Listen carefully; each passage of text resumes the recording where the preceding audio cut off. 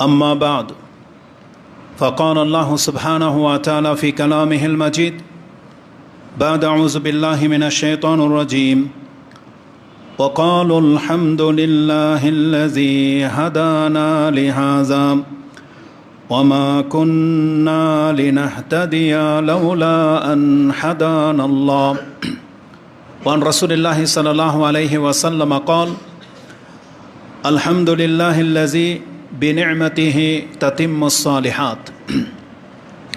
প্রশংসা মাত্র আল্লাহ সুবহানাহু ওয়া তাআলার, যিনি বিশ্বজগতের একমাত্র মালিক, যিনি আমাদেরকে তার অনুগ্রহে নিরাপত্তা দিয়েছেন এবং আমাদেরকে তার ইবাদত করার এবং ইবাদতের মাঝে থেকে তার আনুগত্য করার তৌফিক দিয়েছেন। আমরা সেই সত্তার প্রশংসা করি, আমরা বলি আলহামদুলিল্লাহ। সালাতু ওয়া সালাম প্রিয় নবী মুহাম্মদুর রাসূলুল্লাহ সাল্লাল্লাহু আলাইহি ওয়াসাল্লামের প্রতি, যার মাধ্যমে আমরা এই কল্যাণকর দিন পেয়েছি, যার মাধ্যমে আমরা মর্যাদাবান হতে পেরেছি, যিনি আমাদের জন্য আল্লাহ সুবহানাহু ওয়া তাআলার পক্ষ থেকে রহমত স্বরূপ প্রেরিত হয়েছেন। আমরা তার প্রতি সালাত এবং সালাম পাঠ করি। আমরা বলি আল্লাহুম্মা সাল্লি ওয়া সাল্লিম ওয়া বারিক আলা নবিয়িকা মুহাম্মদ। আজকের এই খুতবায় সর্বপ্রথম আমি আমাদের মুসলিম ভাইদেরকে এটা স্মরণ করে দিতে চাই, প্রত্যেক ওই ব্যক্তির জন্য যারা রমজান মাসে সিয়ামরত অবস্থায় থেকে কিয়াম করেছেন এবং আল্লাহ সুবহানাহু ওয়া তাআলাকে সন্তুষ্ট করার মতো কিছু ইবাদতে নিযুক্ত হতে পেরেছিলেন। এটা মূলত হয়েছে আল্লাহ সুবহানাহু ওয়া তাআলার পক্ষ থেকে শক্তি সামর্থ্য প্রাপ্ত হওয়ার মাধ্যমে। আল্লাহ সুবহানাহু ওয়া তাআলা তিনি আমাদেরকে শক্তি সামর্থ্য দিয়েছেন বিদায় এটা আমাদের দ্বারা করা সক্ষম হয়েছে, অন্যথায় নয়। কারণ এই পৃথিবীতে হাজারো সৃষ্টির মাঝে আল্লাহ সুবহানাহু ওয়া তাআলা আমাদেরকে মুসলিম করেছেন, আমাদেরকে মুসলিমদের মধ্য থেকে তার বন্দিগি করার তৌফিক দিয়েছেন। এই কথাগুলো আল্লাহ সুবহানাহু ওয়া তাআলা কোরআনে বিভিন্ন জায়গায় ইঙ্গিতে আমাদেরকে জানিয়েছেন যে আল্লাহ সুবহানাহু ওয়া তাআলার পক্ষ থেকে শক্তি সামর্থ্যবিহীন এটা করা সম্ভবপর নয়। যেমনটা আল্লাহ সুবহানাহু ওয়া তাআলা কোরআনে উল্লেখ করেছেন যে লা ইউকাল্লিফুল্লাহু নাফসান ইল্লা উসাহা। আল্লাহ বলেছেন যে আমি কোনো ব্যক্তির উপরে এমন কোনো দায়িত্ব চাপিয়ে দেই না যেটা বহন করার ক্ষমতা তার নাই। তার মানে আল্লাহ সুবহানাহু ওয়া তাআলা যে কোনো কাজের আদেশ আমাদেরকে করেন না কেন তা পালন করার পূর্বে আল্লাহর পক্ষ থেকে আমাদেরকে সেই কাজের শক্তি সামর্থ্য দেয়া হয়। এটা আপনি পরিপূর্ণ বুঝতে পারবেন কয়েকটা বিধানকে সামনে নিয়ে আসলে। যেমন রমজান মাসের সিয়াম তো সবার উপরে ফরজ ছিল, কিন্তু কারা সেটাকে পূর্ণ করবে?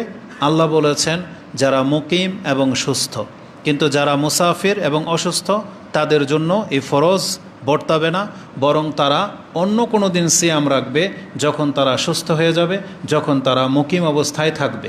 তার মানে শক্তির সামর্থ্যটা আগে আসে।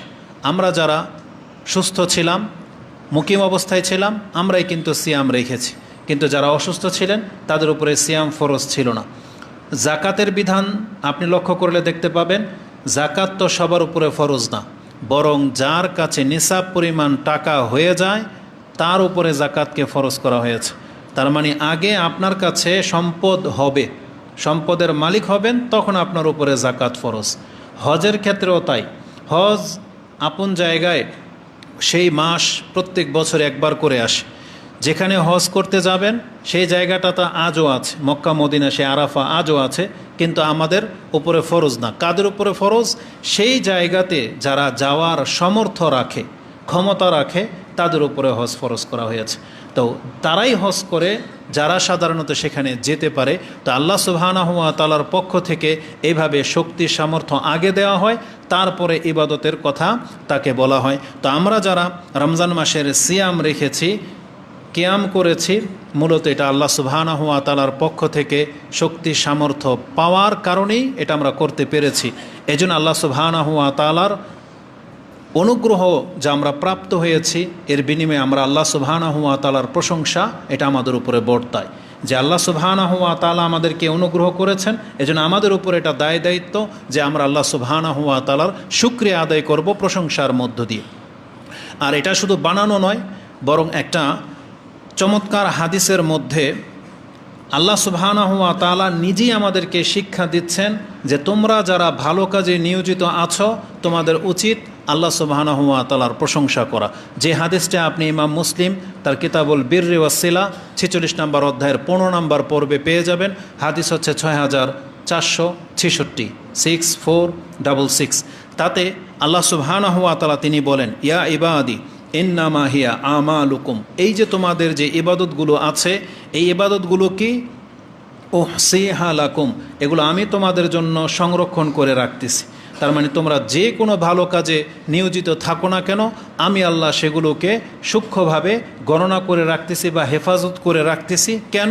সুম্মা ওফিয়াকুম ইয়াহা, আমি এর পরিপূর্ণ বদলা তোমাদেরকে দেব। এটা বলার পরে আল্লাহ সুবহানাহু ওয়া তাআলা বলেন, ফামান ওয়াজাদা খায়রান, যে নিজেকে ভালো কাজের উপরে পাচ্ছ ফালিয়াহমাদিল্লাহ, সেজন্য আল্লাহর প্রশংসা করে।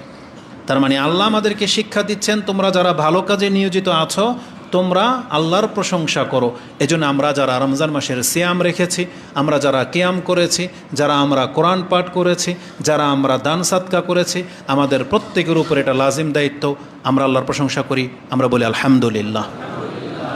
আল্লাহ সুবহানাহু ওয়া তাআলার প্রশংসা করার জন্য এটাই হচ্ছে সব থেকে চূড়ান্ত বা সব থেকে বড় বাক্য যেটা আল্লাহ নিজে আমাদেরকে শিক্ষা দিয়েছেন। যেমন আল্লাহ সুবহানাহু ওয়া তাআলার ইবাদত করতে পারা এটাই হলো সিরাতুল মুস্তাকিম, যেটা রাসূলও বলেছেন এবং এটা আল্লাহ স্বয়ং নিজেও বলেছেন। কোরআনে আল্লাহ সুবহানাহু ওয়া তাআলা সূরা ইয়াসিন তার 36 নম্বর সূরার 61 নম্বর আয়াতে বলেছেন, ওয়া আনি'বুদুনি হাযা সিরাতুম মুস্তাকিম, তোমরা আমার ইবাদত করো আর হ্যাঁ এটাই হচ্ছে সঠিক পথ। তাহলে যারা আল্লাহ সুবহানাহু ওয়া তাআলার ইবাদত করছেন আপনি সঠিক পথের উপরে আছেন, হেদায়েতের উপরে আছেন। এটা আল্লাহ সুবহানাহু ওয়া তাআলা আমাদেরকে সুসংবাদ দিচ্ছেন। এবং আল্লাহ সুবহানাহু ওয়া তাআলা কোরআনে আমাদেরকে এটাও জানিয়েছেন যারা হেদায়েত প্রাপ্ত আছো তোমাদের কিভাবে আল্লাহর প্রশংসা করতে হবে, যেটা আমি একটু আগেই উল্লেখ করেছি।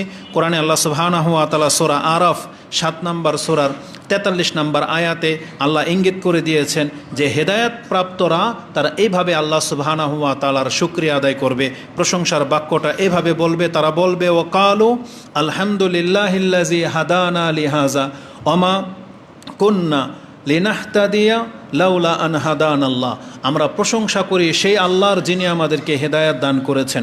যদি আল্লাহ আমাদেরকে এই পথের হেদায়েত না করতেন তাহলে আমরা কখনোই হেদায়েতের উপরে থাকতে পারতাম না। এজন্য আমাদেরকে কি করতে হবে? বলতে হবে আলহামদুলিল্লাহিল্লাযী হাদানা লিহাযা, যে আল্লাহ আমাকে হেদায়েত করেছেন আমি তার প্রশংসা করতেছি। এজন্য আমাদেরকে সর্বদা আল্লাহ সুবহানাহু ওয়া তাআলার প্রশংসা করতে হবে। আমাদের নবী মুহাম্মদুর রাসূলুল্লাহ সাল্লাল্লাহু আলাইহি ওয়াসাল্লামের আদর্শ থেকেও এমনটা জানা যায়। আয়েশা রাদিয়াল্লাহু তাআলা আনহা তিনি বলেন, রাসূলুল্লাহ সাল্লাল্লাহু আলাইহি ওয়াসাল্লাম এমন কিছু যখন দেখতে পেতেন যে ভালো কিছু তাকে আনন্দিত করে, তিনি যেটাতে খুশি হন, তিনি এমন কাজের মধ্যে তিনি বলতেন আলহামদুলিল্লাহিল্লাযী বিনি'মাতিহি তাতিম্মুস সালিহাত, আমি সেই আল্লাহর প্রশংসা করতেছি যার অনুগ্রহে এই সৎ কাজটি সম্পূর্ণ করতে সক্ষম হয়েছে। অতএব আমরা যে কোনো ভালো কাজ করি না কেন এটা আল্লাহ সুবহানাহু ওয়া তাআলার পক্ষ থেকে বিশেষ অনুগ্রহ, যেই শক্তি সামর্থ্য আমাদের উপরে করা হয়েছে যার ফলে আমরা আল্লাহ সুবহানাহু ওয়া তাআলার বন্দেগীতে লিপ্ত হয়েছি। এজন্য আমরা আরেকবার বলি আলহামদুলিল্লাহ। কেন এই কথাগুলো আপনাকে স্মরণ করিয়ে দিচ্ছি? যদিও বিগত কয়েকদিন আগে একটা লম্বা সফর করে এসেছি, সেগুলো বলার অপেক্ষা রাখে না। তবে এবারের সফরটা কেন একটু দৃষ্টিভঙ্গিটা একটু ভিন্ন দেখতে পেলাম, সেটা হচ্ছে জেনে নেন প্রত্যেকে আপন আপন জায়গায় আপনাদের যথেষ্ট জ্ঞান আছে। তবে যেটা দেখতে পেলাম পৃথিবীর মধ্যে বিপর্যয় অলরেডি শুরু হয়ে গেছে এবং এমন বেশি বিপ্লব দেখা দিয়েছে আরব রাষ্ট্রগুলোতে যে আপনি আগের মতো আর বৈচিত্র্য দেখতে পাবেন না। মক্কা এবং মদিনা এই দুইটা জায়গা আপনি ওখানে গেলে দেখতে পাবেন মানুষ শুধুমাত্র একটা টার্গেট নিয়েই বেঁচে আছে। সেখানে গেলে আপনি দেখতে পাবেন সেখানকার লাইট বন্ধ হয় না, 24 ঘন্টায় চালু আছে। কাদের জন্য? যারা আল্লাহ সুবহানাহু ওয়া তাআলার ইবাদত কেন্দ্রিক সেখানে যায় তাদের জন্য। শুধু এই দুইটা জায়গায় মনে হচ্ছে জীবিত পুরো পৃথিবীর তুলনায়, যেখানে আল্লাহ সুবহানাহু ওয়া তাআলা এটাকে প্রজ্বলিত করে রেখেছেন। এটা একটা ভালো দিক। কিন্তু এর নেগেটিভ দিক হলো অধিকাংশ মানুষ সেখানে যাচ্ছে বটে, হুড়াহুড়ি করে, আগের তুলনায় অনেক মানুষের ভিড় সেখানে দেখতে পাবেন, কিন্তু অধিকাংশ মানুষের ইবাদতের সেন্সে যায় কিনা এটা আপনি মনে হয় দেখতে পাবেন না, কারণ অধিকাংশ মানুষ তার মোবাইল নিয়ে, তার ব্যক্তিত্ব নিয়ে সে ব্যস্ত। তাওয়াফ করতেছে, নামাজও পড়ে। যদি সম্ভব হতো, আমার মনে হয় কেন যেন এমন কিছু ব্যক্তিকেও দেখেছি যে সে তার মোবাইলকে অন রেখে নামাজে দাঁড়িয়েছে, লাইভে এসে সে নামাজে দাঁড়িয়ে আছে, তো সে সালাতের মধ্যে লিপ্ত। এটা পর্যন্ত সে লাইভ করার জন্য উদ্যত, এমনটা দেখা দিয়েছে। তো পৃথিবীর একেবারে শেষ প্রান্তে আমরা যে চলে আসছি, এই বিগত ঘটনাগুলো আপনি দেখতে পাবেন। পাহাড়গুলোকে নজর করে দেখেছি যে যেখান দিয়ে পানি, বৃষ্টির পানি ঝরে, সেখানে অলরেডি ঘাস জন্মে যাচ্ছে, এবং আরব বর্তমান যুগের বাংলাদেশের মতো রূপ নিচ্ছে, এশিয়া মহাদেশের মতো। আর বাংলাদেশ বা এশিয়া মহাদেশ আরবদের রূপে রূপান্তরিত হবে, কারণ একটা সময় রাসূলুল্লাহ থেকে এমনটাই আমাদেরকে জানানো হয়েছে যে কিয়ামতের পূর্বে মরুভূমি আর মরুভূমি থাকবে না, সেটা সবুজে শ্যামলে ভরে উঠে যাবে, যেটা শুরু হয়ে গেছে। তো এই দৃষ্টিভঙ্গি থেকে আপনাদেরকে বলবো, আপন আপন জায়গায় যারা ইবাদত করতেছেন, এই যে বারবার আল্লাহ সুবহানাহু ওয়া তাআলার এই কথাটা আপনি স্মরণ রাখেন, ফামান ওয়াজাদা খায়রাহা ফালিয়াহমাদিল্লাহ, যে এই পরিস্থিতিতে নিজে ইবাদতের মধ্যে লিপ্ত আছো, তুমি আল্লাহর প্রশংসা করো। আপনাকে আল্লাহর প্রশংসা করতে হবে, কারণ যে বর্তমানে ভালো সে মূলত ভালো। কারণ এমন পরিস্থিতিতে নিজেকে ভালো কাজে লিপ্ত রাখা, এটা অনেক বড় কঠিন একটা পরিস্থিতির মুখোমুখি আপনাকে হতে হবে। এবং দুনিয়াটা এমন হয়ে যাচ্ছে যে যারা ইনকাম করে, যাদের পয়সা আছে, তারাই কেবল স্বাচ্ছন্দ্যের সাথে হয়তো ইবাদত করে মজা পাবে, কিন্তু অন্যরা আপনি সফর করে মজা পাবেন না, কারণ দুনিয়াটা বৈপরীত্যের একটা রাস্তা হয়ে গেছে। অভাবীদের আর তেমন কোনো মূল্যায়ন করা হবে না, আপনি ওই ফ্যাসিলিটি পাবেন না যেটা পয়সাওয়ালারা ইবাদত করতে পেয়ে থাকে বা পাবে। কারণ আপনাকে হোটেল নিতে হলে হারাম থেকে 2 কিলোমিটার বা 1 কিলোমিটার দূরে আপনাকে হোটেল নিতে হবে, যেখানে পায়ে হেঁটে আপনাকে হারামে প্রতি ওয়াক্ত আসা, এটা আপনার জন্য অনেক কঠিন হবে। কিন্তু পয়সাওয়ালাদের জন্য আলহামদুলিল্লাহ তারা এমন ব্যবস্থায় হোটেল নিতে পারে যে হোটেল থেকে নামতে হবে না, তাদের হোটেলটাই মূলত হারাম এরিয়ার মধ্যে রয়েছে, এমন ফ্যাসিলিটিও তারা পাচ্ছে। তারপরে আরও অনেকগুলো দিক আছে। এই পরিস্থিতিতে নিজেকে ইসলামের উপরে টিকিয়ে রাখা অবশ্যই এটা আপনাদের জন্য কঠিন হবে। তবে জেনে নেন, যারা এই অবস্থাতেও ইবাদতে লিপ্ত থাকতে পারবেন, নিঃসন্দেহে আপনি কল্যাণের পথে আছেন। এজন্য আবারও স্মরণ করিয়ে দিই, আপনি যদি আল্লাহ সুবহানাহু ওয়া তাআলার বন্দিগির মধ্যে নিজেকে লিপ্ত পান, তাহলে আপনি আল্লাহর প্রশংসা করবেন রাত দিন, কারণ এটা আল্লাহ সুবহানাহু ওয়া তাআলার অনুগ্রহ ছাড়া এই অবস্থাতে আপনি নিজেকে আবদ্ধ করে রাখা আপনার জন্য খুব কঠিন হয়ে যাবে। কারণ পৃথিবী খুব উন্মুক্ত হয়ে যাচ্ছে, অন্যের দিকে তাকালে কখনোই আপনি নিজেকে সন্তোষজনক অবস্থায় পাবেন না, আপনার মধ্যে আপনি ঘাটতি দেখতে পাবেন। এজন্য আমাদের সাজেস্ট থাকবে, উপদেশ থাকবে, যতটুকু পারেন নিচের দিকে তাকিয়ে থাকবেন, উপরের দিকে তাকানোর চেষ্টা করবেন না, তাহলে আপনার মন কোনো অবস্থাতেই ঠিক থাকবে না, কোনো অবস্থাতেই না।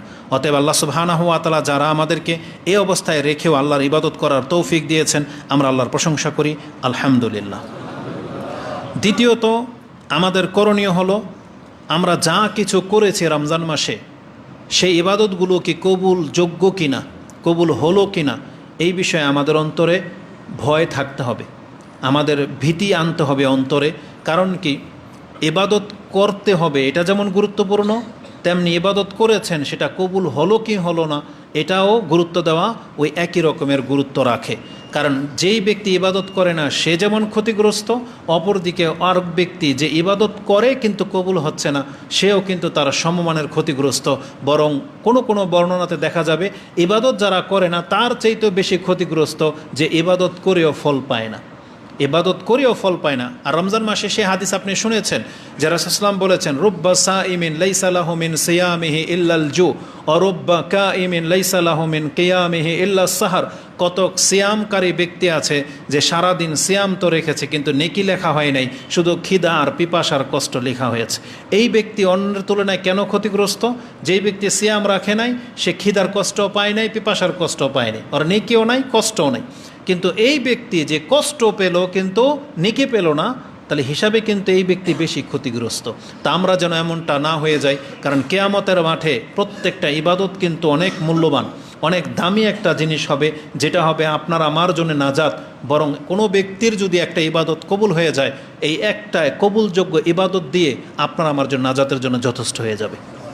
এই জন্য আল্লাহ সুবহানাহু ওয়া তাআলা তিনি কবুলের ব্যাপারটা খুব বেশি গুরুত্বের সাথে আমাদেরকে নিতে বলেছেন। এই সম্পর্কে কোরআন হাদিসে যথেষ্ট কথা রয়েছে, তাই আমাদেরকে কবুলের ব্যাপারটাও খুব গুরুত্বের সাথে নিতে হবে। আমরা রমজান চলে গেছে বেশি জোর 2 সপ্তাহ হয় নাই, কিন্তু আমাদের রমজান মাসের অবস্থাটা কেমন ছিল আমরা কিন্তু সেটা ভুলতে বসেছি। আমাদের সে অনুভূতিটা কিন্তু হারিয়ে যাচ্ছে। কিন্তু আমাদের সালাফদের, আমাদের পূর্বপুরুষদের সম্পর্কে একটা উক্তি আমি পেলাম, যেটা তাফসির রাজব ইবনে হাম্বল তিনি তার কিতাবে উল্লেখ করেছেন। তিনি বলেন, কালা মুআল্লা ইবনু ফাদল বলেন, কানু ইয়াদউন আল্লাহ সিত্তাতা আশহুরিন আইয়ুবাল্লিগাহুম রমাদান। আমাদের পূর্বপুরুষ সালাফদের নীতি ছিল, তারা রমজানের 6 মাস আগে থেকে আল্লাহর কাছে দোয়া করতেন যে আল্লাহ আমাদেরকে রমজান মাসে পৌঁছে দেন। সুম্মা ইয়াদউনাহু, এবং তারা আল্লাহর কাছে দোয়া করতেন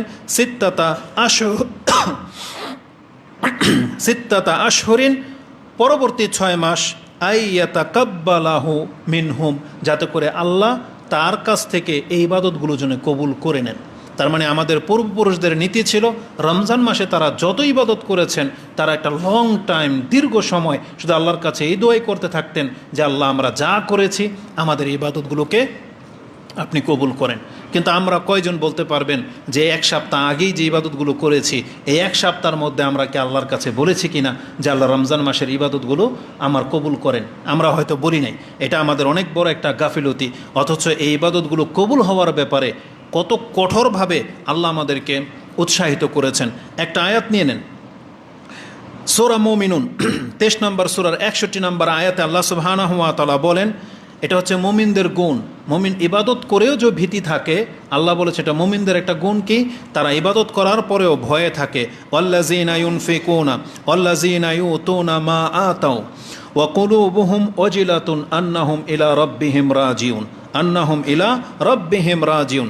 আল্লাহ বলতেছে নিশ্চয়ই যারা মানে মুমিনরা তাদের অবস্থাটা কেমন, মা আতা ইউতুনা মা আতাও, তারা যা কিছু আল্লাহর রাস্তায় খরচ করে, মানে নিজের সাধ্য অনুযায়ী যা কিছু আল্লাহর জন্য করার তা করে। ওয়াকুলুবুহুম ওয়াজিলাতুন, কিন্তু তাদের অন্তর থাকে ভীত, সন্ত্রস্ত, মানে সবসময় ভয়ে ভীত থাকে। কেন? যে আন্নাহুম ইলা রাব্বিহিম রাজিউন, কারণ আমাদেরকে তো আমাদের রবের কাছে ফিরে যেতে হবে, এই ভয়ে তারা ভীত থাকে। আল্লাহ সুবহানাহু ওয়া তাআলা তাদের গুণ সম্পর্কে বলতেছেন, উলাইকা ইউসারিউনা ফিল খায়রাত, এরাই হলো কল্যাণকর কাজে অগ্রগামী, অহুম লাহা সাবিকুন, আর এরাই হলো আগে বেড়ে যাওয়া ব্যক্তি। তার মানে যারা ভালো কাজ করার পরেও যারা অন্তরে ভীত থাকে যে আমাকে তো আল্লাহর সামনে দণ্ডায়মান হতে হবে, এই কর্মের ভিত্তিতে আমি কি নাজাত পাবো কি পাবো না, এটা যাদের অন্তরে ভয় থাকে, আল্লাহ বলেছেন এরাই হলো কল্যাণকর কাজে অগ্রগামী। এবং তাদেরই ব্যাখ্যা সম্পর্কে কারা তারা, আয়েশা রাদিয়াল্লাহু তাআলা আনহা তিনি বলতেছেন, আমি এই আয়াত সম্পর্কে একদিন রাসূলুল্লাহ সাল্লাল্লাহু আলাইহি ওয়াসাল্লামকে জিজ্ঞাসা করলাম, আহুমুল্লাযীনা ইয়াশরাবুনাল খামর ওয়া ইয়াসরিকুনা, ইয়া রাসূলুল্লাহ, এরা কি ওই সমস্ত ব্যক্তি যারা নামাজও পড়ে, সিয়ামও রাখে, দান সাদকাও করে, কিন্তু ভীত থাকে এই কারণে যে হয়তো তারা মদ পানও করে, তারা হয়তো চুরিও করে, এই কারণে তারা ভীত?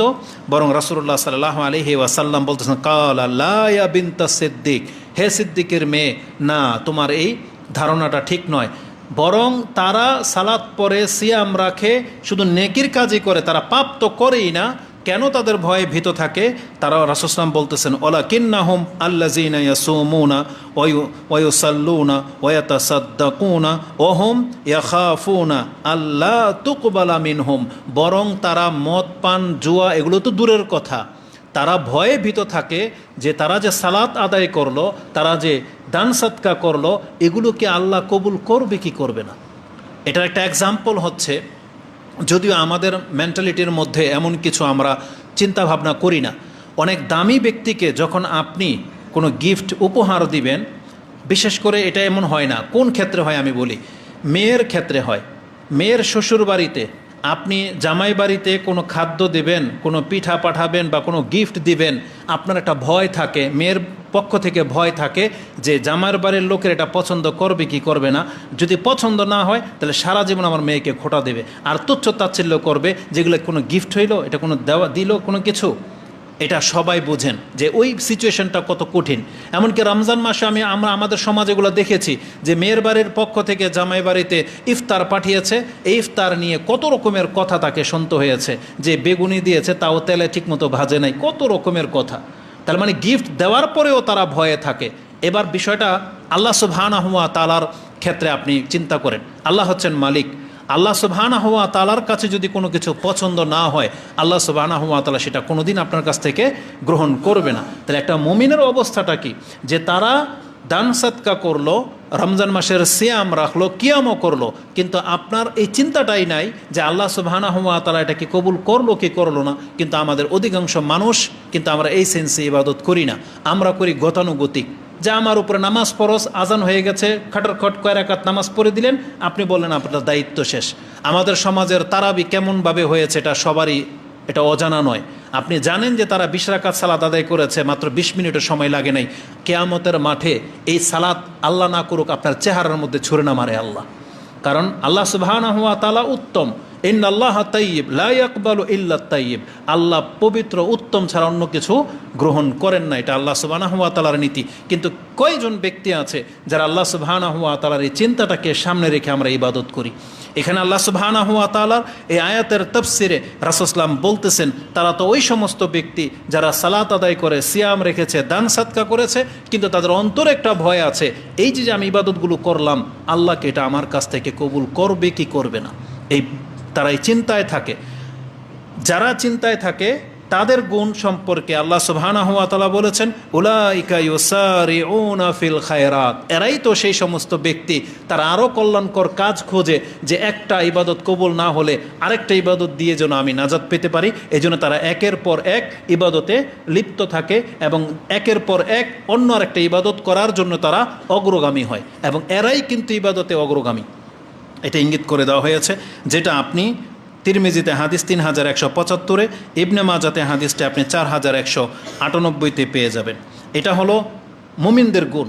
আমাদের মধ্যে সেই গুণ থাকতে হবে।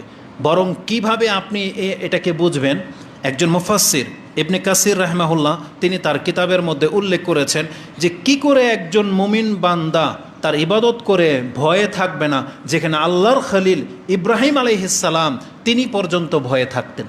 ইব্রাহিম আলাইহিস সালাম তিনি নিজে ইবাদত করে ভয়ে থাকতেন। এটার এক্সাম্পল স্বরূপ তিনি টেনে এনেছেন বাকারাতে 127 নম্বর যে আয়াতটা আছে, যে ইব্রাহিম আলাইহিস সালাম এবং ইসমাইল আলাইহিস সালাম যখন কাবা ঘর নির্মাণ করতেছিলেন, আল্লাহর চোখের সামনে জিবরাইল উপস্থিত ছিলেন, সেই জায়গাতে তারা বাপ বেটা দুইজনে ঘর বানাচ্ছেন, এবং তিনি দোয়াটা কিভাবে করতেছিলেন, তিনি বলতেছেন ওয়াইজিয়ারফাউ ইব্রাহিমুল কাওয়াইদা মিনাল বাইতি ওয়া ইসমাঈলু, এবং তারা উভয়ে বললেন রব্বানা তাকাব্বাল মিন্না ইন্নাকা আনতাস সামিউল আলিম। আল্লাহ তুমি আমাদের কাছ থেকে এই কাজটা কবুল করো, নিশ্চয়ই তুমি শোনো এবং তুমি জানো। এই কথাটা, এই আয়াতটা আমরাও তো পড়ি, কিন্তু আমাদের সালাফরা কিভাবে পড়তো। ইবনে কাসির রাহমাহুল্লাহ তিনি বলেন, ওয়াহাইব ইবনুল ওয়েরদা আন্নাহু কাল, একজন তাবি বা পরবর্তী যুগের, তিনি এই আয়াতটা যখন তেলাওয়াত করতেন, সুম্মা ইয়াবকি, তখন তিনি কেঁদে দিতেন এবং তিনি বলতেন, ওয়াকুল ইয়া খালিল আর রহমান, হে রহমানের খালিল, তারফাউ কাওয়াইমা বাইতির রহমান ওয়া আনতা মুশফিকুন আল্লাহ ইয়াতাকাব্বালা মিনক। আপনি আল্লাহর ঘর বানাচ্ছেন আল্লাহর আদেশে, যেভাবে আল্লাহ বলতেছে, আর আপনি ভয় পাচ্ছেন যে আল্লাহ আপনার কাছ থেকে এটা কবুল করবে কি করবে না। তিনি ইব্রাহিম আলাইহিস সালামের অবস্থাটাকে স্মরণ করে নিজে কাঁদতেছেন, যে যদি ইব্রাহিম আলাইহিস সালাম আল্লাহর সামনে জিবরিল আলাইহিস সালামের মাধ্যমে আদেশ প্রাপ্ত হয়ে যে কাবা ঘর বানাচ্ছেন, নির্মাণ করতেছেন, আল্লাহ সচক্ষে দেখতেছেন, তিনি যদি ভয় পেতে পারেন যে আমার এই কাজটাকে আল্লাহ কবুল করতেছে কি করতেছে না, তাহলে আমাদের অবস্থাটা কি হওয়া উচিত। অতএব এই দৃষ্টিভঙ্গি থেকে আমি আপনাদেরকে এতটাই বলবো যে আমাদেরকে ভয় থাকতে হবে যে আমরা যে কাজগুলো করতেছি আল্লাহ সুবহানাহু ওয়া তাআলা এগুলোকে কবুল করবে কি করবে না। ইবনে কাসির রাহমাহুল্লাহ বলেন, ওয়াহাজা কামা হাকাল্লাহু তাআলা আন হালিল মুমিনিনিল মুখলিসিন। এটাই হচ্ছে একজন পরহেজগার, মুখলেস, খালেস বান্দাদের গুণ, যেটা আল্লাহ কোরআনে আমাদেরকে শিক্ষা দিয়েছেন, যে মুমিন বান্দা যারা একমাত্র আল্লাহকে সন্তুষ্ট রাখার জন্য কাজ করবে, তাদের অন্তরটা এমনই হইতে হবে যে সে সালাত পড়েও ভীত থাকবে, দান সাদকা করেও ভীত থাকবে।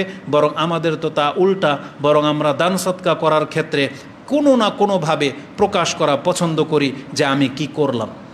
সেটা অন্যকে না দেখানো পর্যন্ত হয়তো আমরা দান সাদকা করতেই চাই না, যেখানে মুমিনদের গুণ হতো যে আল্লাহ সুবহানাহু ওয়া তাআলার জন্য আমরা দান সাদকা করলাম, এটাকে আল্লাহ কবুল করবে কি করবে না, এমনটা হতে হবে। তা আজকের খুতবার দ্বিতীয় বিষয় এটাই ছিল যে আমরা যে ইবাদতগুলো করেছি সেগুলো ইবাদত গ্রহণযোগ্য হলো কি হলো না, এটা আমাদেরকে প্রতিনিয়ত আল্লাহ সুবহানাহু ওয়া তাআলার কাছে বলতে হবে যে আল্লাহ তুমি আমার ইবাদতগুলোকে কবুল করো। আর নাকি আপনি ওই ব্যক্তির মতো হবেন, ইবাদত করে দিলাম, কবুল হইলে হইল, না হইলে নাই, এমনটা তো না। বরং রাসূলুল্লাহ সাল্লাল্লাহু আলাইহি ওয়াসাল্লাম আমাদেরকে শিক্ষা দিয়েছেন, তোমরা যখন আল্লাহকে ডাকবে বা আল্লাহর ইবাদত যখন করবে, তোমরা কিভাবে আল্লাহকে ডাকবে। রাসূলুল্লাহ সাল্লাল্লাহু আলাইহি ওয়াসাল্লাম বলতেছেন, ওয়ান্তুম উদউল্লাহ ওয়ান্তুম মুকিনুনা বিল ইজাবা, তোমরা আল্লাহকে এমনভাবে ডাকো যেন তোমার ডাক কবুল হতেই হবে। মুকিনুনা বিল ইজাবা, তোমার ইয়াকিন থাকতে হবে যে হ্যাঁ আমি ডাকলে আমার ডাক আল্লাহ সুবহানাহু ওয়া তাআলা কবুল করবেনই করবেন, এই দৃষ্টিভঙ্গি নিয়ে আপনাকে ডাকতে হবে। মুকিনুনা বিল ইজাবা ওয়ালাম, তোমরা জেনে নাও আন্নাল্লাহা লা ইয়াস্তাজিবু দুআআন মিন কলবিন গাফিলিন লাহিনিন, তোমরা ভালো করে জেনে নাও আল্লাহ সুবহানাহু ওয়া তাআলা ওই ব্যক্তির কোনো আরজি কবুল করেন না যেই ব্যক্তি অন্তরের মধ্যে গাফিলতি নিয়ে উদাসীনতা নিয়ে আল্লাহকে ডাকে, আল্লাহ তার ডাকের কোনো ভ্রুক্ষেপই করেন না। যেটা আমাদের সমাজের একটা এক্সাম্পল দিয়ে দিই, আমাদের সমাজের 5 ওয়াক্ত নামাজের পরে আমাদের অন্যান্য মসজিদগুলোতে মোনাজাত হয়, দেখবেন আসসালামু আলাইকুম রহমতুল্লাহ, আসসালামু আলাইকুম রহমতুল্লাহ, আল্লাহুম্মা আমিন বিরহমাতিকা ইয়া আরহামার রাহিমিন, শুরু এবং শেষ। সে না কিছু আল্লাহর কাছে চেয়েছে আর না কিছু বুঝলো, শুধুমাত্র একটা ফর্মালিটি পুরা করার জন্য সে সালাম ফিরানোর পরে হাতটা একটু উঠায়া এরকম করে বিরহমাতিকা আরহামার রাহিমিন কয়ে তার নামাজ শেষ করে দেয়। সে কি আল্লাহর কাছে চাইলো বা দোয়ার যে আদবটা আছে সেটা সে রক্ষা করে না। এক তো এটা হচ্ছে বেদাত, দ্বিতীয়ত হচ্ছে এটা একটা জাস্ট ফর্মালিটি। আমাদেরকে শিক্ষা দেওয়া হয়েছে না, খবরদার তোমরা আল্লাহর কাছে এইভাবে ডাকবে না, ওয়ান্তুম মুকিনুনা বিল ইজাবা, তুমি অন্তর থেকে আল্লাহকে ডাকবে এবং দৃঢ় প্রত্যয়ের সাথে। কারণ রাসূলুল্লাহ সাল্লাল্লাহু আলাইহি সাল্লাম বলেছেন, ইন্নাল্লাহা লা ইয়াস্তাজিবু দুআআন মিন কলবিন গাফিলিন লাহিনিন, যার অন্তর বিক্ষিপ্ত উদাসীন আল্লাহ কোনোদিন তার দোয়া কবুল করেন না। এটা ইমাম ইবনু মাজাহ, তিরমিজিতে হাদিসটি রয়েছে 3479-তে আপনি পেয়ে যাবেন। অতএব আমরা আল্লাহ সুবহানাহু ওয়া তাআলার কাছে দোয়া করি, আসাল্লাহু আইয়াজআলানা মিম্মান ওয়াফাকাহু লাইলাতুল কদর, আল্লাহ তুমি আমাদেরকে তাদের অন্তর্ভুক্ত করো যারা লাইলাতুল কদর প্রাপ্ত হয়েছে, বলেন আমিন। তাকাব্বালাল্লাহু মিন্না জামিআন, আল্লাহ আমাদের প্রত্যেকের কাছ থেকে কবুল করেন। আসিয়ামি ওয়াল কিয়ামি ওয়া সাইরাল আমাল, আল্লাহ আমরা রমজান মাসে যেই ফরজ সিয়াম রেখেছি, সালাত আদায় করেছি এবং যেই সৎ কাজগুলো করেছি, আল্লাহ তুমি আমাদের প্রত্যেকের কাছ থেকে ইবাদতগুলোকে কবুল করো, আমিন। তা আল্লাহ সুবহানাহু ওয়া তাআলার কাছে আমাদেরকে প্রশংসা করতে হবে এবং আল্লাহ সুবহানাহু ওয়া তাআলার কাছে এই ইবাদতগুলো কবুল যোগ্য করার জন্য প্রতিনিয়ত আল্লাহর কাছে বলতে হবে। আর জেনে নেন এটার রেজাল্ট হলো যার ইবাদত কবুল হয়ে যাবে এর বিনিময়ে আপনি কিন্তু জান্নাত পেয়ে প্রাপ্ত হয়ে যাবেন। অতএব এটা খুব গুরুত্বের সাথে বলতে হবে। এটা ছিল আজকের খুতবার মূল বিষয়। তৃতীয় যে বিষয়টি আপনার কাছে স্মরণ করিয়ে দেব সেটা হচ্ছে রমজান মাসের যাদের কাজা সিয়াম বাকি আছে, যদি কারো 2, 4, 5টা থেকে থাকে, বিশেষ করে আমাদের প্রত্যেক মা বোনদেরই কিছু না কিছু সিয়াম অবশ্যই তাদের বাকি থেকে গেছে, তাদের উচিত খুব দ্রুত এই সিয়ামগুলোকে কাজা করে নেওয়া, আদায় করে নেওয়া। আর আমরা যারা আছি 2-1টা, আমাদেরকে খুব দ্রুত সেটাকে কাজা করে নিতে হবে। আর যাদের রমজানের কোনো সিয়াম কাজা বাকি থাকেনি, আমাদের জন্য এই শাওয়াল মাসে, হয়তো গত খুতবায় আপনারা সে আলোচনা শুনেছেন যে শাওয়াল মাসের 6টা নফল সিয়াম আছে, যে সিয়ামের গুরুত্ব অনেক বেশি দেওয়া হয়েছে, যে 6টা সিয়ামের মাধ্যমে আপনার মর্যাদা কি হয়ে যাবে। এই 6টা সিয়াম রেখে নিলে 1 বছর সিয়াম রাখলে যেই নেকি আপনার আমল নামায় সেই নেকি উঠে যাবে। এবং এই কথাগুলোকে এইভাবে পেশ করা হয়েছে, অনেক কথাই আছে, এখানে 2টা কথা আপনার কাছে পেশ করব। একটা হচ্ছে আবু আইয়ুব আল আনসারী, তিনি জিজ্ঞেস করেছেন রাসূলুল্লাহ সাল্লাল্লাহু আলাইহি ওয়াসাল্লামের কাছে যে শাওয়াল মাসের 6টা সিয়াম সম্পর্কে যখন রাসূলুল্লাহ সাল্লাল্লাহু আলাইহি ওয়াসাল্লামকে জিজ্ঞাসা করা হয়েছে, রাসূলুল্লাহ সাল্লাল্লাহু আলাইহি ওয়াসাল্লাম বলেন, কালা মান সামা রামাদানান, এই কথাটা ভাষাটা স্মরণ রাখেন, মান সামা রামাদানান, যেই ব্যক্তি রমজান মাসের সিয়াম রাখলো, মানে রমজান মাসের সিয়াম পুরা করলো, সুম্মা আতবাহু সিত্তাম মিন শাওয়াল, তারপরে গিয়ে শাওয়াল মাসের 6টা সিয়াম রাখলো, কানা কা সিয়ামে দাহার, তাহলে তার মর্যাদা হলো সেজন্য পুরো বছরই সিয়াম রাখলো। তার মানে রমজান মাসে সিয়াম রাখলেন, একটা সিয়ামে 10 নেকি, 10 দিনের নেকি, তা 30 দিনের সিয়ামে কত দিন? 300 দিন। আর 365 দিন যেহেতু এক বছর হয়, আর 5 দিন সিয়াম রাখা নিষেধ আছে, বাকি থাকে আরও 60 দিন। এই জন্য এই শাওয়াল মাসের 6টা সিয়াম রাখলে আরও 10 দিনের নেকি আপনি পেয়ে যাচ্ছেন। তাহলে 6 10 60, তা রমজান মাসে 300 আর এই 6-এর মাধ্যমে 60, এ হলো 360 দিন সিয়াম রাখলে যেই নেকি হতো, এই শাওয়াল মাসের 6টা পুরা করলেই আপনি এক বছরের নেকি পেয়ে যাচ্ছেন। সম্ভবত ইমাম আহমদ ইবনে হাম্বল তিনি একটা সূক্ষ্ম কথা হয়তো বলেছেন, আপনি হয়তো নোট করেননি। রমজান মাসের সিয়াম কিন্তু ফরজ ছিল না? তাহলে ফরজ আপনি 30টা সিয়াম রেখেছেন, বিনিময়ে 300 দিন ফরজ সিয়ামের নেকি আপনি পেয়ে যাচ্ছেন। তাহলে এই যে শাওয়াল মাসের যে 6টা সিয়াম, এই 6টা সিয়াম তো নফল, কিন্তু আল্লাহ সুবহানাহু ওয়া তাআলা আপনাকে মর্যাদা দিয়ে দিয়েছেন রমজান মাসের নেকি, এটাকে মাথায় রাখেন।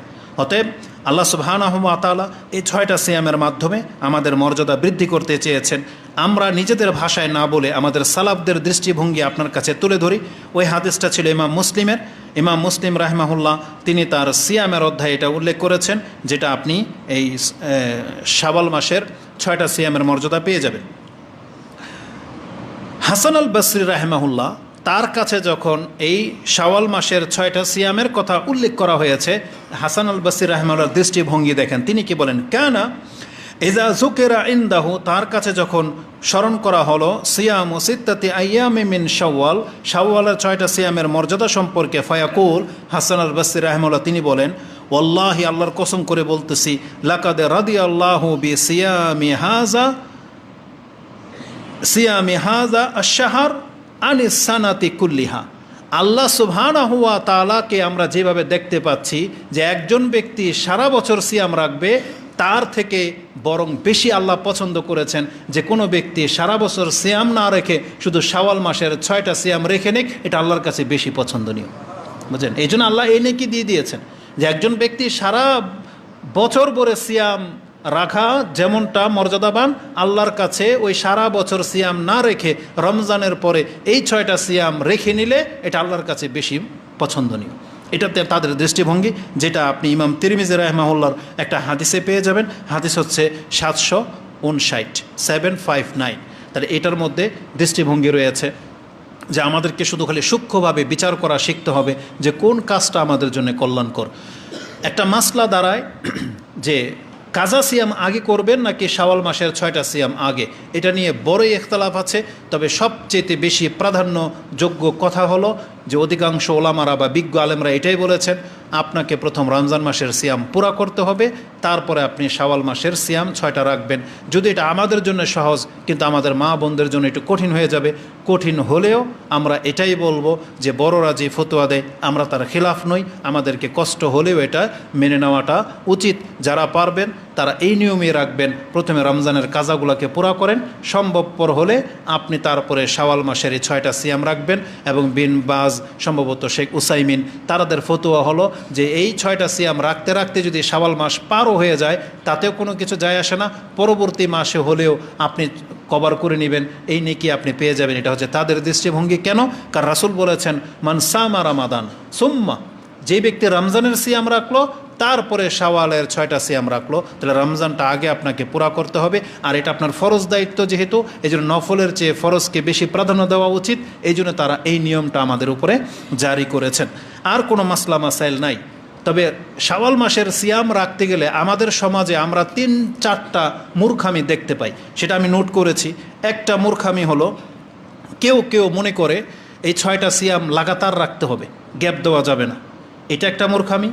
আবার কেউ বলতেছে একসাথে নাকি রাখাই যাবে না, যেটা অনেক মুরব্বীদের কাছ থেকে শুনবেন, একটা রাখবে বা 2টা রাখবে, আবার গ্যাপ দিবে, আবার একটা 2টা রাখবে, এভাবে তারা বলতেছে একসাথে নাকি রাখাই যাবে না, এটাও একটা মূর্খামি।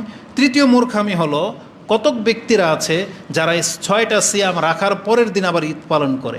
এটা অনেক মুরব্বীদের মধ্যে দেখবেন ঘরের ভিতরে 6টা সিয়াম রেখে আবার ঈদ পালন করে। এগুলো সব হচ্ছে কুসংস্কার, ইসলামের মধ্যে কোনো সম্পর্ক নাই, এর কোনো ভিত্তি পর্যন্ত নাই, জেনে নেন। এই 6টা সিয়াম রাখার কোনো নিয়ম নাই। আপনার যেই দিন খুশি সেই দিন আপনি সিয়াম রাখতে পারবেন, চাইলে আপনি লাগাতার রাখতে পারেন, চাইলে একদিন পর একদিন বা যেই দিন আপনার সুবিধা হবে সেই দিনে আপনি রেখে নিতে পারবেন। তবে একটা চমৎকার দৃষ্টিভঙ্গি আপনাকে বলি, হয়তো যারা বিগত বছরের খুতবাগুলো আপনি শুনেছেন, আপনার স্মরণে আছে, না আপনাকে আবার স্মরণ করিয়ে দিই। ফরজ সিয়াম আর নফল সিয়ামের মধ্যে একটা বড় পার্থক্য হলো কি জানেন?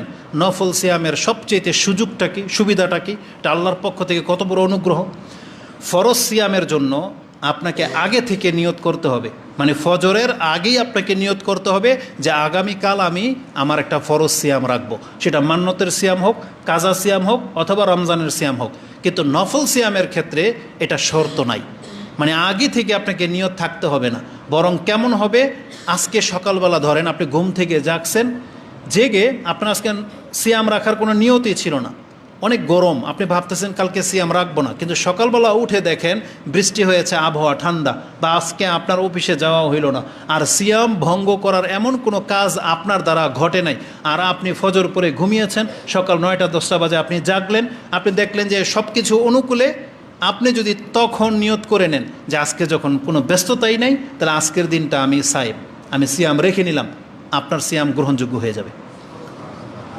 সকাল 10টা-11টা পর্যন্ত, মানে জোহরের আগ পর্যন্ত যদি আপনার কোনো নিয়ত না থাকে, কিন্তু হঠাৎ করে আপনার মানে মনে করতেছেন যে এতটা বেলা হয়ে গেল, তাহলে আমি আজকে সিয়ামটা রেখে নেই, আপনি রেখে নিতে পারবেন। আর আরেকটা সুবিধা হলো, আজকে আপনি ইচ্ছা করে সিয়াম রেখেছিলেন, কিন্তু হঠাৎ করে এমন বড় কাজ চেপে গেল, অথবা কোনো দাওয়াত চলে আসলো যেটা আপনাকে গ্রহণ করতেই হচ্ছে, অথবা পরিস্থিতি এত কঠিন হয়ে গেল যে আপনি সিয়াম রাখাটা কঠিন হয়ে যাচ্ছে, আপনি ইচ্ছা করলে বিনা কোনো বাধায় আপনি সিয়াম ভেঙে দিতে পারেন। নফল সিয়ামের জন্য আপনার কোনো কাফফারাও লাগবে না। তাহলে নফল সিয়ামের দুইটা জিনিস আপনি মনে রাখেন, নিয়ত আগে থেকে করা লাগে না, আর দিনের বেলায় চাইলে আপনি সিয়াম বহাল রাখতে পারেন, চাইলে আপনি সিয়াম ভেঙে দিতে পারেন, আপনার জন্য কোনো অপরাধ নাই। আজকে ভেঙে দিবেন, কালকে আবার রাখবেন, কোনো সমস্যা নাই। এটা হচ্ছে নফল সিয়ামের সবচেয়ে বড় ফয়দা। এটা জানা থাকলে কি হবে, আপনার যে কোনো দিন সিয়াম রাখাটা আপনার জন্য সহজ হয়ে যাবে। এটার জন্য দুইটা দলিল দিয়ে দিই। এই মর্মে প্রায় হাদিসের কিতাবে আপনি পর্ব পাবেন। ইমাম মুসলিমের 14 নম্বর হাদিসের অধ্যায়ের 32 নম্বর পর্ব হচ্ছে বাবুন জাওয়াইজ সাওমিন নওয়াফিল বিন্নিয়াতি মিনান নাহার কাবলা আজ-জাওয়াল। এটা ইমাম মুসলিমের মধ্যে অধ্যায় কায়েম করা হয়েছে যে এটা জায়েজ যে কোনো ব্যক্তি জাওয়ালের আগে, মানে সূর্য মাথার উপর ওঠার আগেই যদি কোনো ব্যক্তি নিয়ত করে নেয় যে আমি আজকে সিয়াম রেখে নেব, তাহলে এটা তার জন্য জায়েজ। কেননা দলিল স্বরূপ তিনি কি এনেছেন, আয়েশা রাদিয়াল্লাহু তাআলা আনহা থেকে হাদিস এনেছেন যে দাখালা আলাইয়া রাসূলুল্লাহ সাল্লাল্লাহু আলাইহি ওয়াসাল্লাম যাতা ইয়াউমিন, কখনো কখনো রাসূল সাল্লাল্লাহু আমাদের কাছে আসতেন বা একদিন আসলেন, ফাকালা হাল ইনদাকুম শাই, তোমাদের কাছে নাস্তা করার মতো কোনো খাদ্য আছে, আবার তোয়াম কোনো খাদ্য আছে, কুলনা, তখন আমরা বলতাম লা, মানে কয়েক ঘরে রাসূল সাল্লাল্লাহু ঘুরতেন, সুবহানাল্লাহ, তাদের জীবনটা কেমন ছিল যে প্রায় বিবির ঘরে রাসূল সাল্লাল্লাহু এসে জিজ্ঞেস করতেন যে আজকে তোমার ঘরে খাবারের মতো কিছু আছে কিনা, তখন তারা বলতেন লা, আমাদের ঘরে আজকে খাদ্যের মতো কিছু নাই। কালা ফা ইন্নি ইজান সাইমুন, তখন রাসূলুল্লাহ সাল্লাল্লাহু আলাইহি ওয়াসাল্লাম যখন কোনো ঘরে কোনো খাদ্য পেলেন না, তখন তিনি বলতেন তাহলে আজকে আমি সিয়াম রেখে নিলাম। তার মানে আজকে রাসূল সাল্লাল্লাহু আলাইহি ওয়াসাল্লাম সিয়াম রাখার কোনো নিয়ত ছিল না, কিন্তু আজকে কারো ঘরে কোনো খাদ্য না থাকাতে রাসূলুল্লাহ সাল্লাল্লাহু আলাইহি সাল্লাম দিনের বেলায় তিনি নিয়ত করে নিলেন যে আমি তাহলে আজকে সাইম। আবার এর উল্টোও ঘটেছে কখনো কখনো যে রাসূল সাল্লাম দিনের বেলায় সিয়াম রেখেই তার সকাল হয়েছে, কিন্তু কোনো জায়গা থেকে ভালো কোনো খাদ্য চলে আসলে রাসূল পছন্দ করলে তিনি সেটাকে সিয়াম ভেঙে দিয়ে সে খাদ্য গ্রহণ করতেন। তাহলে এই দলিলগুলো থেকে জানা যায় যে নফল সিয়ামের ক্ষেত্রে কোনো কঠোরতা নাই। আপনি রেখেছেন, কোনো একটা দেখা যাচ্ছে অনেক বন্ধুবান্ধবরা হঠাৎ করে চলে আসছে, কারণ ঈদের পর এই ঘটনাগুলো বেশি ঘটে, তখন দেখা যায় যে তারা আপনাকে দাওয়াত দিচ্ছে, একসাথে খেতে বলতেছে, কিন্তু আপনি পরহেজগারি দেখিয়ে আপনি সিয়াম থেকেই গেলেন, তাদের ডাকে সাড়া দিলেন না। না, এমনটা হওয়া উচিত না। আপনি এটা মাসলা জেনে থাকা উচিত যে এই ক্ষেত্রে পরিবেশকে রক্ষা করা, আপনার বাসায় মেহমান আসছে, আপনি চাইলে আপনার সিয়ামকে আপনি ভেঙে দিতে পারেন, তারপর অন্য কোনো দিন আবার সেটাকে আপনি রেখে নিতে পারেন। এই ফ্যাসিলিটিগুলো রমজান মাসে রয়েছে।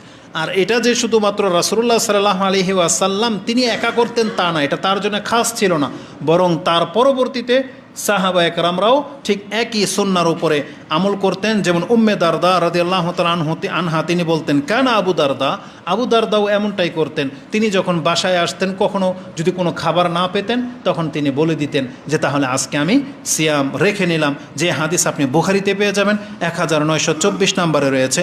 ইবনে মাজার পর্ব হচ্ছে 7 নম্বর অধ্যায় 26 নম্বর পর্বে, তিরমিজিতে রয়েছে 6 নম্বর অধ্যায়ের 26 নম্বর পর্বে।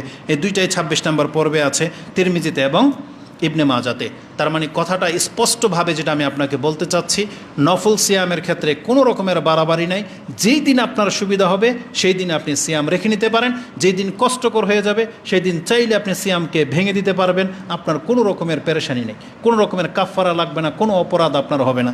তবে একটা নিয়ম শুধু মহিলাদের জন্য বলবো, সেটা হচ্ছে নফল সিয়ামের ক্ষেত্রে মহিলারা যদি কোনো বাড়াবাড়ি করে এটা উচিত হবে না। যেমন যাদের স্বামী প্রবাস থেকে আসে বা সফর থেকে আসে বা যাদের প্রয়োজন আছে, এমন মা বোনদের উচিত স্বামীর সন্তুষ্টটাকে বা পছন্দ অপছন্দকে সামনে রেখে সিয়াম রাখবে। রাসূলুল্লাহ সাল্লাল্লাহু আলাইহি ওয়াসাল্লাম নিষেধ করেছেন। এই মর্মে তিরমিজিতে, আবু দাউদে, বুখারীতে প্রায় অধ্যায় রয়েছে। তার মধ্যে একটা হাদিস কমন আপনি পেয়ে যাবেন। আবু হুরায়রা রাদিয়াল্লাহু তাআলা আনহু তিনি বলেন, আনিন নবী সাল্লাল্লাহু আলাইহি ওয়াসাল্লাম, লা তাসুমুল মারআ, কোনো মহিলা যেন সিয়াম না রাখে, ওয়া বালুহা শাহিদুন, অথচ তার স্বামী তার ঘরে, ইল্লা বিইজনিহি, তাহলে স্বামীর অনুমতি ছাড়া সে যেন নফল সিয়াম না রাখে। এটা শুধু ফরজ সিয়ামের ক্ষেত্রে ব্যতিক্রম। ফরজ সিয়ামের ক্ষেত্রে এটা আল্লাহর হক, এক্ষেত্রে স্বামীকে জিজ্ঞেস করার কোনো প্রয়োজন নাই।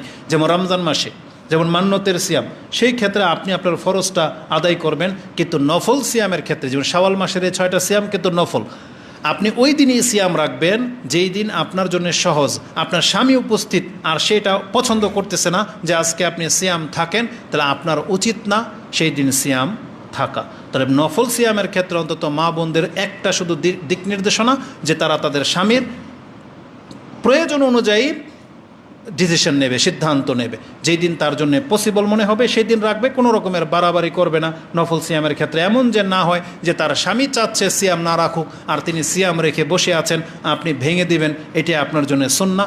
আল্লাহ সুবহানাহু ওয়া তাআলা এই কথাগুলোকে বোঝার এবং সে অনুযায়ী আমল করার তৌফিক দান করুন। আকুলু লিকাউলি হাযা আস্তাগফিরুল্লাহ লি ওয়া লাকুম ওয়া লিসাইরিল মুসলিমিন ফাস্তাগফিরু ইন্নাহু হুয়াল গফুরুর রহিম।